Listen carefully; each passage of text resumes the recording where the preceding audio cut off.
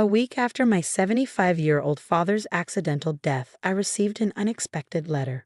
Inside were 6 keys and a note directing me to a safe deposit box. The message simply instructed me to open the door. I used the keys to unlock 6 locations, uncovering a horrifying truth that made me want to block out the world.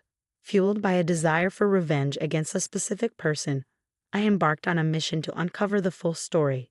My name is Lisa Watson, and I am 45 years old.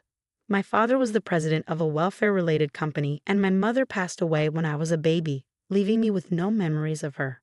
The only connection I have to her is a custom-made necklace that pairs with hers to form a heart shape. However, her necklace was lost long ago, and I only have the one my father gave me. As an only child, I married Michael, an employee at my father's company 20 years ago. He was well regarded, and people believed our marriage secured the company's future. I was a homemaker who enjoyed solving puzzles, a passion shared with my father. Despite a comfortable home life, my marriage was troubled.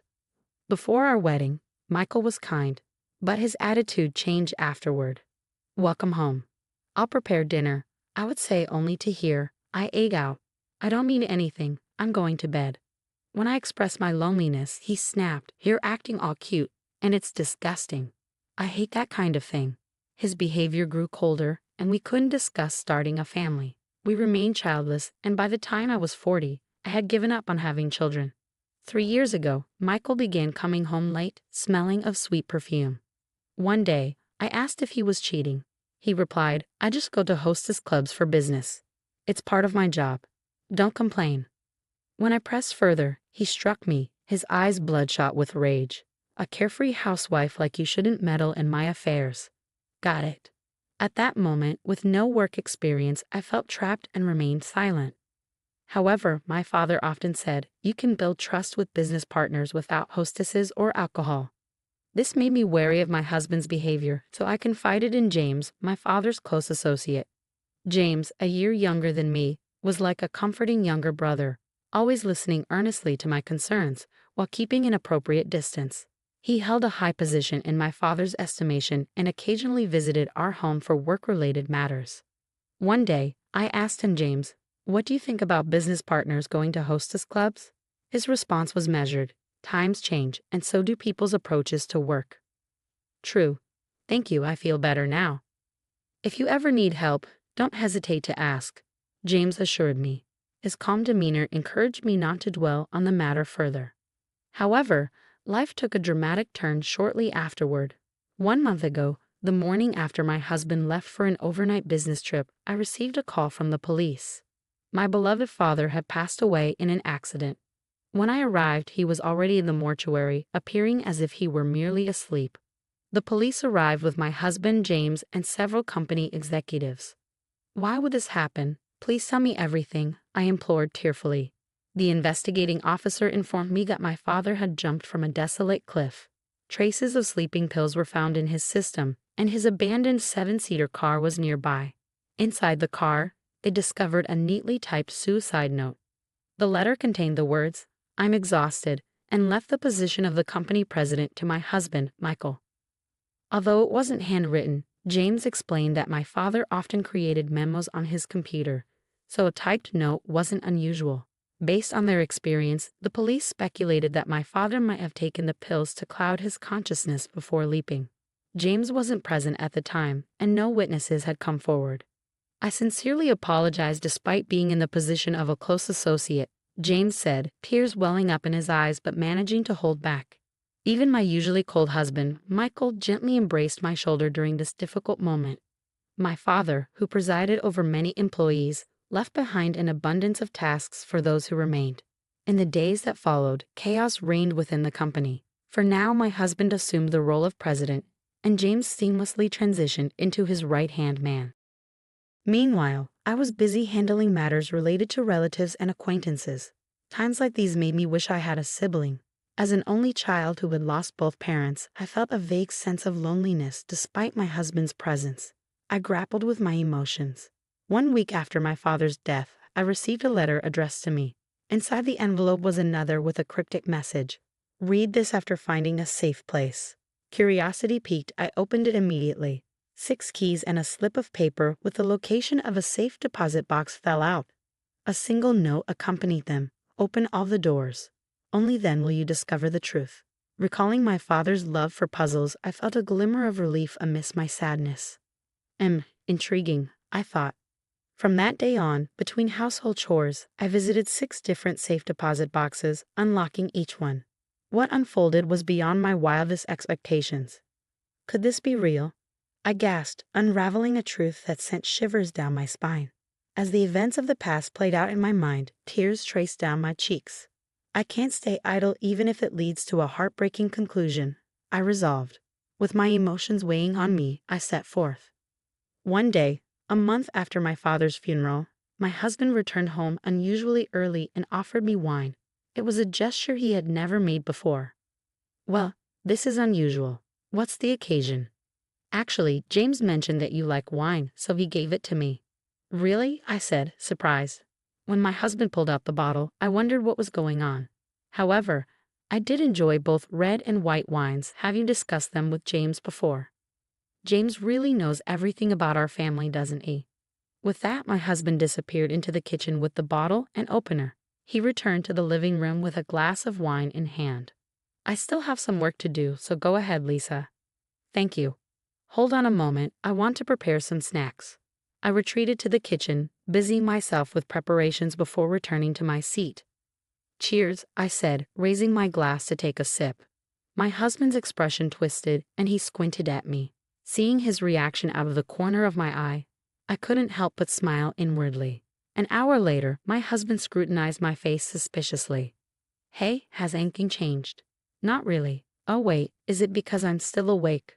Surprising, isn't it? Huh? What are you talking about? Enough with the act. You drugged the wine with sleeping pills, planned to drive me somewhere, and then throw me off a cliff like my dad. But it won't work. In truth, I had been investigating my husband's room until that day. I found a bottle of sleeping pills hidden in his desk drawer. I discreetly replaced the pills with identical-looking supplements and returned them to their original place. His trip to pour wine in the kitchen was actually an opportunity to mix the sleeping pills into the wine.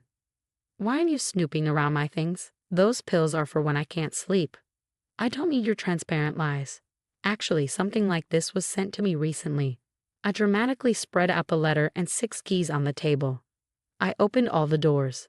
Inside were thin papers with scattered words. I layered the 6 flimsy sheets, and lo and behold, they formed a complete sentence. The one who killed the president is Michael Watson. Danger is also approaching you. Take a good look. I pointed at the finished message. Who the hell sent this? The answer was about to be revealed. James, his close associate, calmly stepped forward. The sender was me. Earlier, when I went to fetch snacks from the kitchen, I secretly messaged James and had him hide near the entrance. I had doubts about the president's suicide, so I discreetly investigated various aspects. You were doing that. The day after we learned of the former president's passing, you brought a woman to the president's office, right? I was nearby at the time, James added, revealing that he had deduced from the conversation between Michael and the woman. At that moment, James revealed that my husband had killed my father to take over the presidency. My husband couldn't help but roll his eyes and avert his gaze. I grabbed Michael's shoulders and shook him. And you were after my life just to get your hands on the entire fortune. The woman seemed to think all those affairs were mere jokes, but I believed it was the truth. James confessed that he had no concrete evidence until he could consult the police. But he wanted to inform me somehow, so he chose to send the letter. My husband remained defiant. Why are you blindly believing what this guy says? Taking a deep breath, I decided to reveal the hidden truth. Actually, I began. I need to share the untold story. Once upon a time, my dad fell in love with my mom, who grew up in a children's foster care facility. However, due to his strict parents, their marriage faced opposition. In the end, they married without consent, and I was born. What does that have to do with anything now? My husband interrupted. Please listen to the whole story, James interjected. My husband, wearing a stern expression, reluctantly took a seat nearby. During my dad's absence on a business trip, his strict parents initiated divorce proceedings without consent, leaving only my mom to be expelled from the house. But I thought she had passed away, Michael said, confused. That was a lie concocted to conceal our family secret, I revealed. Apparently my mother, pressured by my father's parents, tearfully withdrew when they told her a future president's wife with someone like you would tarnish our family reputation. To make matters worse, I, then just 1.5 years old, was forcibly separated from my reluctant mother, all for a selfish reason, to be the heir presumptive in case my father didn't have any male grandchildren in the future. My father was fed a false story by his parents. Your wife left you after having an affair. But the truth was different. No wonder, my husband muttered. I had no idea about the president's past. Understandably, this was a closely guarded secret known only to a select few relatives. I had only recently learned about it myself. Now, here's the most crucial part. What more is there? Stop dragging it out and just tell me, he said, raising his voice in frustration. Ignoring his impatience, I glanced at James. In fact, at that time, my mom was already pregnant with another child. That child is now sitting right next to you.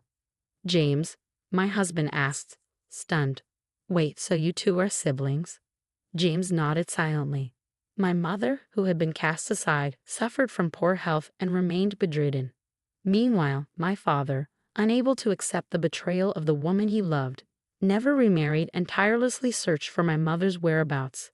30 years passed. My father visited a rundown apartment and finally found my mom. She was critically ill. They'd reunited briefly before she passed away. At that moment, James and his father each discovered for the first time that James's company president was his own father, while his father learned that he had a son. My mother hoped I'd pursue a socially impactful career, so I chose to work in the welfare sector at this company. James joining the company was purely coincidental, but perhaps our mom orchestrated our connection. I continued. James, his eyes welling up, revealed, my father once considered promoting me to a high-ranking position and publicly acknowledging our relationship. However, I declined, wanting to forge my own path.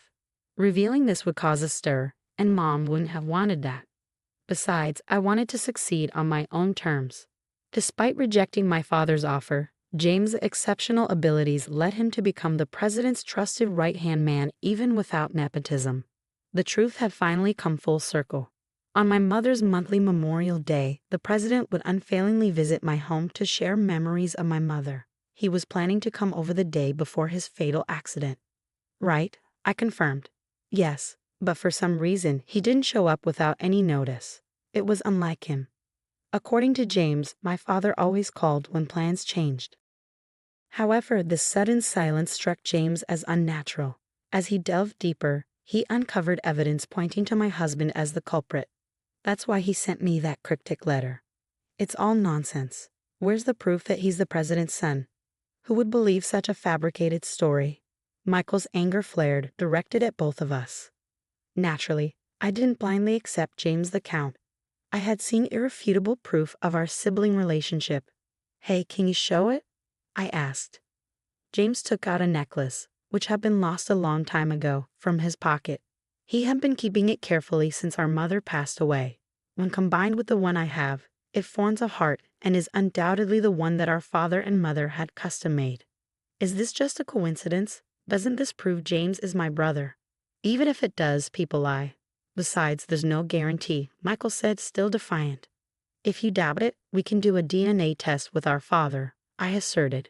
Since my father had recently passed away, there were plenty of heirlooms suitable for testing. My unwavering confidence seemed to unsettle my husband.